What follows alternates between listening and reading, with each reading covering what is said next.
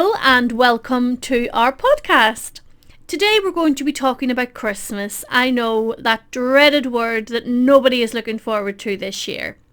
I'm going to be having a chat with Danielle, who is our counsellor at the Fountain Centre, and we're going to be talking about the challenges that Christmas is going to bring this year. Obviously, this year has been a year like no other, I think it is safe to say.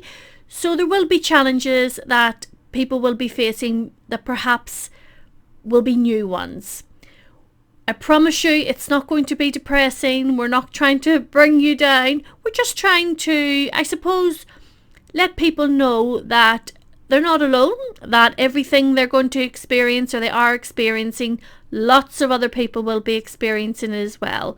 And hopefully Danielle will be providing us with a few tips and tricks along the way that we can all use to make things a wee bit easier for ourselves. I hope you enjoy, and if you have any comments at all, please feel free to leave them down below or send us a message. So, without further ado, let me say welcome, Danielle. Thank you. Hello. Hello, Danielle, and how are you this fine December morning? I'm really good, thank you. Yeah, not too bad at all. Looking forward to Christmas. I think it was because we were just playing some Christmassy music in the Fountain Centre, so it kind of got me in that mood. Oh, do you know, I do love a good Christmas song, I have to say. What about yourself? What's your favourite Christmas song? Oh, my favourite Christmas song is the Elton John one, Step Into Christmas. Oh, that's a great choice, great choice. I think mine would have to be Fairy Tale of New York, I think, by the Pogues. I just think that's a classic song. I know there's a bit of controversy at the moment around it and the words and stuff, but as a tune, I love it. I love it. Nothing gets me in the mood more for Christmas than the Pogues' Fairy Tale of New York. Now, the first thing I wanted to talk about was financial. So obviously a lot of people, unfortunately, have lost their jobs through COVID. A lot of businesses have suffered. So business owners haven't had the revenue coming into their businesses that they would normally have. And that causes obviously repercussions for them personally, because you know that they're trying to pay their bills, keep a roof over their head, keep people in employment, etc., etc. But with Christmas, it's a family time, and it's when kids want, they want the latest, I think it's the PlayStation 5 or the Xbox or any of that. Now, you and I both know that the things that matter, money can't buy. But when you're when you're a child, this is your world. This is your world. You want all these latest bits and pieces. This year is going to be so hard for a lot of parents who have been used to providing, who've been used to being able just to make their kids' Christmas magical and special. And that's going to be hard, isn't it, Danielle? Yeah, do you know, Maria, I think it is. I think you're right. I think it's difficult for everybody at the moment, but especially those who've kind of had financial issues as a result of COVID this year, certainly. But some of the children I've been working with recently, they just kind of want it to be, the simple things. Kids are great. They live in the moment. And so, you may have the child who says he wants the Xbox or the PlayStation, but then you've got other children who are just happy with the basics, just actually, and that's what this year certainly taught us, adults and children as well, is that it's the simple things in life that are really important, being with your family, appreciating the tiny things.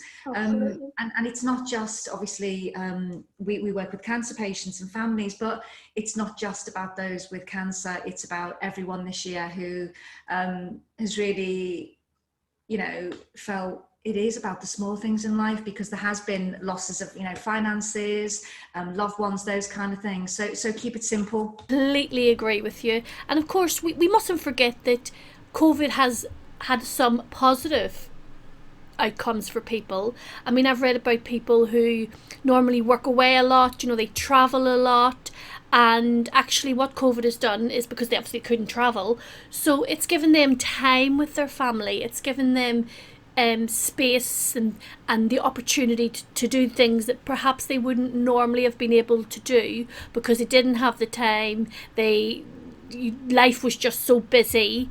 So actually maybe think about that as well, that of the quality time that was spent during COVID with families I'm not saying there weren't times when people probably wanted to kill each other, but you know, that quality time and actually remember how good that was, and how that felt. And actually Christmas is no different. Christmas should be no different. It's that special time of just being together, and of just getting through what has been a truly abnormal time. And I think it's been, you know, I've worked with families who've said it's been the absolute making of them, because they've had to be together for those, you know, 12 weeks. And they've got to know one another. I had a lovely family the day, and she was saying to me, they did things like they did crafts every day, they made cards, they started baking together as a family. And actually the communication has really strengthened as a result of COVID. And so now, coming kind of out of lockdown, it's that, oh gosh, you know, that disappointment almost, because they've really enjoyed the richness of being with their family. So, you know, I think it definitely works both ways. And equally, I've worked with people who have said, you know, it's been a real struggle, Danni, to be at home with my husband 24/7, trying to really readjust, because he's away quite often. I'm at work. But it's that coming together that you do. There's been a lot of adjustment, I think, this year, definitely a lot of adjustment for all of us. And I think also because it was a forced adjustment. I mean, I don't think any sane person would choose to homeschool their children. There's only a very special few people that can do that. And also, we mustn't forget, Danielle, that, you know, if you're going to have a pandemic, have it in 2020, because if we'd have had it when we were young, there was no internet, we had 3 TV channels, no electric board games, no PlayStations, no Xboxes. I mean, I know if it was me, my brothers and I, we would have killed each other probably. So well done parents and well done kids for getting through it, is what I say.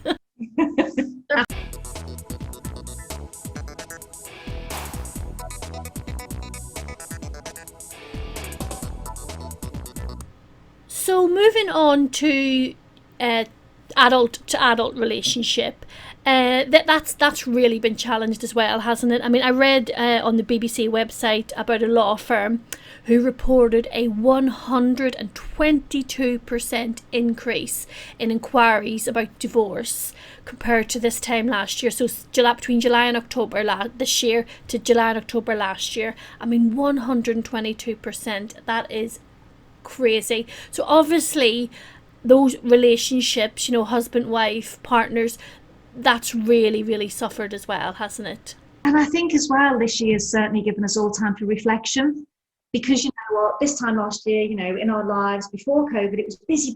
Everyone was busy. You always had things to do.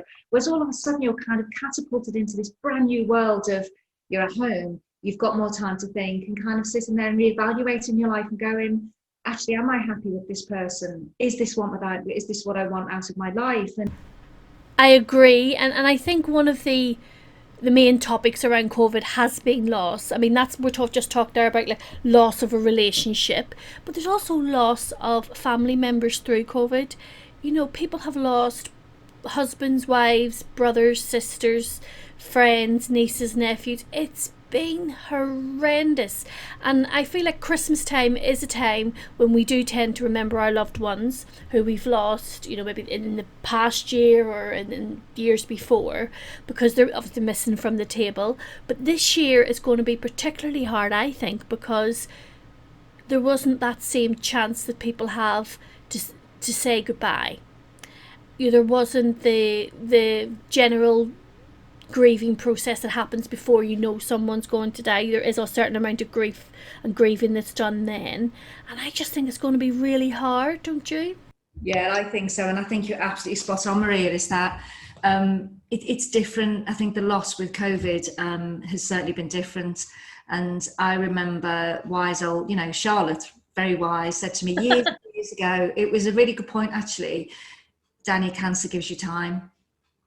Cancer gives you time. And you know, COVID, sometimes it didn't give you that time, and especially with the circumstances that you hadn't been allowed to have a visit or to come in or to hold those, you know, you hold the loved one's hands or anything like that.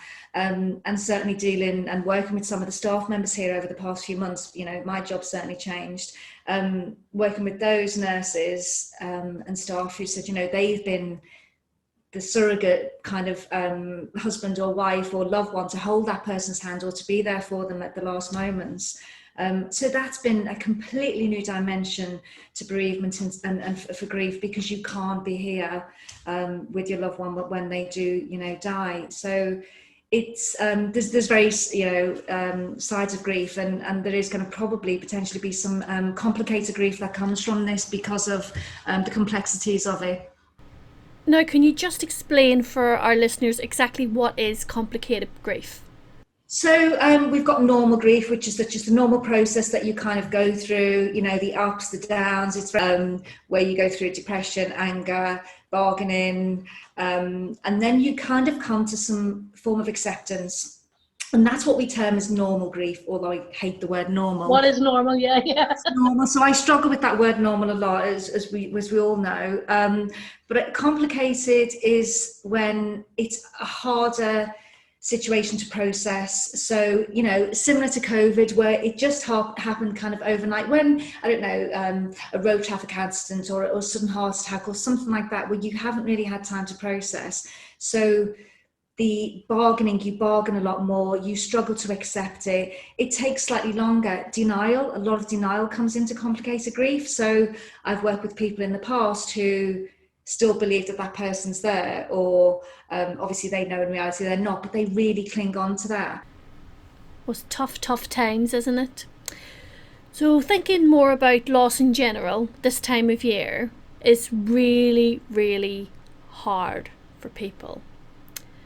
What would you say to those people who have experienced a loss of a loved one, whether it was through COVID or anything, cancer, anything else?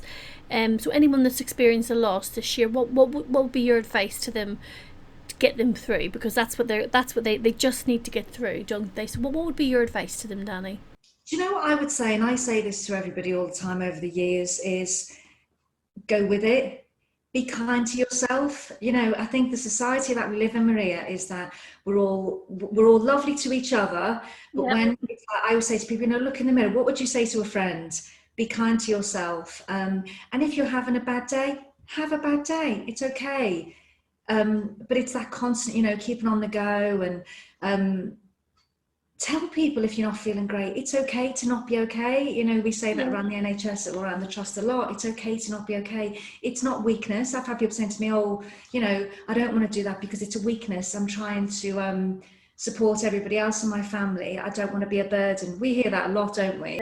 But it's kind of just, giving yourself the space to grieve and giving yourself the space to be sad, or equally giving yourself the space to be happy. And, it's okay to smile and to have fun, as well as it's that balance. I always think is a real balance. And also, recognize what you need. If you need to be on the sofa with Netflix and lots of chocolate, maybe a wee bottle of Prosecco if that's your tipple, or a hot chocolate, whatever you need, it's okay. And actually, for you, taking that time when you need it will do you the world of good, because you do that and you know that tomorrow's another day. And you're absolutely right, people understand. You don't have to do all these things that people are asking you to do, though they're a wee bit less this year, which in some ways is harder, isn't it? Because people don't have those distractions that they maybe would normally have around Christmas when it's a busy time. But I think just be kind to yourself. Just know that tomorrow's another day, and let yourself be. Just be. I mean, we work for the health service, so we're probably the worst people at looking after ourselves and taking our own advice, I know. But it is so important to be kind to yourself. And I know not everybody's kind of spirit, but actually, if you're kind to yourself, other people will see that, and then that will, and that does create a ripple. I think it creates a ripple. And I think listening to your body is really important. I'm a big believer, I think, as we all are, the mind, body all work together. And so if physically you're not feeling great, mentally and emotionally, they're all in sync. And so just go with it and listen. If you're not feeling great, it's like your body's trying to talk to you and say, actually, you know what? Just enough is enough. Have a duvet day. Like you say, Netflix, whatever you need to do, just do it. And I think for me, the biggest word is acceptance of ourselves and our situation. And actually, you know, we were talking about it earlier this morning, weren't we, Maria? This year's been tough. It's been tough in so many ways. But you're absolutely right, that stiff upper lip, just crack on with it. Actually, no. And I think this stiff upper lip thing, it's a very British thing, isn't it? I mean, I'm obviously not from these parts. I'm Irish, so I love a drama. I will love to tell you all my problems if anybody wants to listen to them. But also, you know, Charlotte, going back, we mentioned Charlotte before, who's our lovely one of our founders of the Fountain Centre. Now, what she always says is that when you're on a plane and they tell you to fit your mask before helping others, there's a reason they do that, because you can't help anybody if you aren't fully supported yourself. And I think that's so good and so true to remember. Yeah, I use that all the time, because it's almost like, you know, we are much kinder to other people than we are to ourselves. And you know what, I you know, practice what you preach. It is easier said than done. And you're right. And you know, like, we're not sitting here like Mother Teresa telling anybody what to do. I don't even own a pair of brown sandals, to be fair.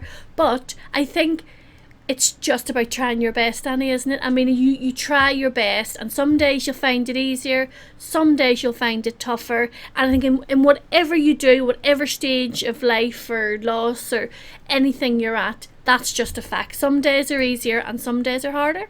Definitely, without a doubt. Yeah.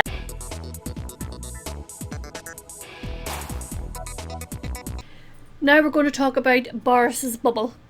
This is causing people so much stress. I've never seen so many people just, oh my god, who am I going to have in my bubble? Will I even have a bubble? I mean, my personal opinion is it's up to you. It's a very personal thing. People haven't seen family members for a long time, some people, and I get that. I get that, you know, people want to see their family members. For me personally, I mean, I haven't seen my mum since last Christmas, and I won't see her because of, you know, she's got health issues, and I just don't think it's fair, especially because of, you know, where I work. But that's my choice, you know, and I think it's everybody's personal choice.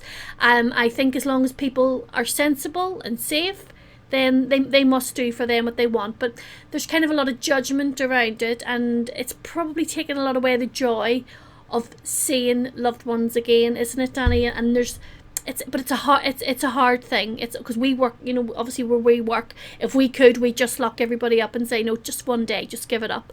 But you can't do that because it's people's personal choice, isn't it? It is, and it's a huge dilemma, Maria, and so many people have spoken to me about this.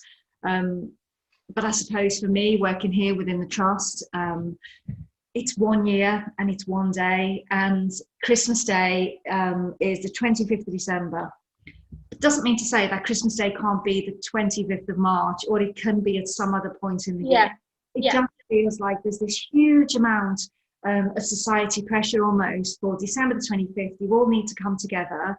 And I know certainly for myself and my family, we've been really careful. I think as we all have here, we've, you know, been really careful.